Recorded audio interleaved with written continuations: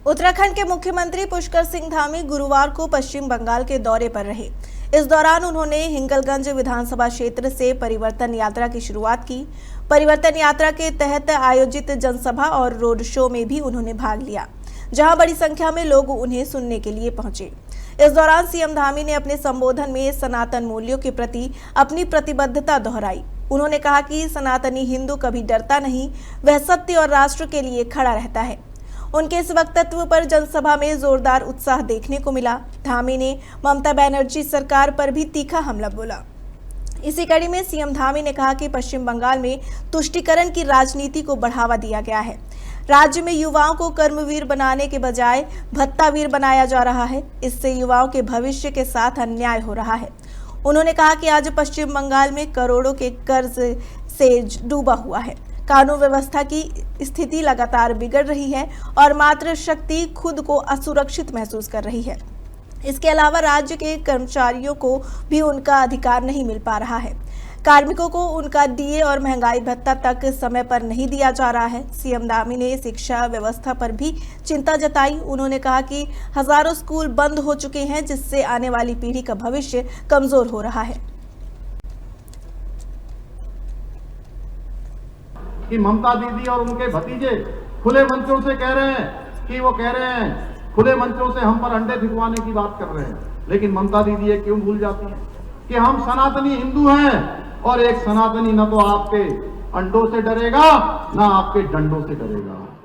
हम उस महान संस्कृति के उपासक हैं जो अपने दुश्मनों को भी फूल की मालाएं पहनाकर उनका स्वागत करते हैं, लेकिन ममता दीदी और उनका भतीजा केवल तुष्टीकरण की राजनीति करते हैं। भाइयों बहनों, पश्चिम बंगाल की दुर्दशा का सबसे बड़ा कारण ममता दीदी और उनके भतीजे हैं। तुष्टीकरण की राजनीति है। सत्ता के लालच में आज वो इस कदर अंधे हो चुके हैं कि उसे बंगाल का भविष्य नहीं बल्कि अपने वोट बैंक नजर आता है। अब पश्चिम बंगाल की जनता उससे तंग आ गई है, वो बदलाव चाहती है। भाइयों बहनों, तृणमूल कांग्रेस भी एक ऐसी पार्टी बन गई है जिसका आचरण देश विरोधी तत्वों के खाद पानी देने का काम कर रहा है। ममता दीदी, आप तो सत्ता में ये कहकर आई थी कि हम कर्मचारियों को डीए देंगे, महंगाई भत्ता देंगे, और आपने कहा था कि जो सरकार कर्मचारियों को महंगाई भत्ता नहीं दे सकती उसको सत्ता में रहने का कोई अधिकार नहीं है। लेकिन मैं बताना चाहता हूं, आज केंद्र और राज्य में डीए में 40% का अंतर किसी राज्य में है तो पश्चिम बंगाल में है। ममता दीदी ने सरकारी कर्मचारियों के हक पर भी डाका डाला है। आपने बंगाल के हमारे युवाओं को, शिक्षित युवाओं को कर्मजीवी बनाने की बजाय आपने उनको भत्ताजीवी बना दिया है। 5,000 10,000 रुपए का भत्ता देकर छोड़ दिया है। युवाओं को रोजगार के नाम पर केवल धांधली मिल रही है, भ्रष्टाचार मिला है। ऐसा करके भी ये कहते हैं कि तृणमूल कांग्रेस के लोग कहते हैं हमने विकास किया है। अरे भाई, आपने क्या विकास किया है? इसके साथ ही सीएम धामी ने सीमा पार से हो रही अवैध घुसपैठ का मुद्दा भी उठाया। उन्होंने कहा कि इस गंभीर विषय पर राज्य सरकार की चुप्पी चिंताजनक है। धामी ने कहा कि भाजपा का स्पष्ट संकल्प है कि पश्चिम बंगाल में भाजपा की सरकार बनते ही अराजक व्यवस्था समाप्त की जाएगी और राज्य में सुशासन, सुरक्षा और विकास का नया अध्याय लिखा जाएगा। उन्होंने कहा कि भाजपा के लिए राष्ट्र प्रथम सर्वोच्च सिद्धांत है और इसी विचार के साथ पार्टी देश और समाज की सेवा कर रही है। पुष्कर सिंह धामी अपने धाकड़ और निर्णायक फैसलों के कारण देश भर में अलग पहचान बना चुके हैं। उत्तराखंड में लागू समान नागरिक संहिता राष्ट्रीय स्तर पर चर्चा का विषय बना हुआ है। धर्मांतरण के खिलाफ सख्त कानून, अवैध मदरसों पर कार्रवाई और अतिक्रमण हटाने जैसे फैसले अन्य राज्यों के लिए भी नजीर बन गए हैं।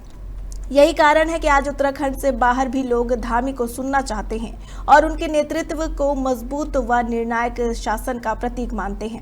उत्तराखंड से स्टेट हेड अवनीश जैन की रिपोर्ट। भाइयों बहनों, अंतर साफ है। प्रधानमंत्री मोदी जी बंगाल को सोनार बंगला बनाना चाहते हैं और तृणमूल केवल अपने भ्रष्टाचार का अड्डा बनाना चाहती है। भाइयों बहनों, एक तरफ तृणमूल कांग्रेस का कुशासन है, दूसरी तरफ भारतीय जनता पार्टी शासित राज्यों का सुशासन का मॉडल है।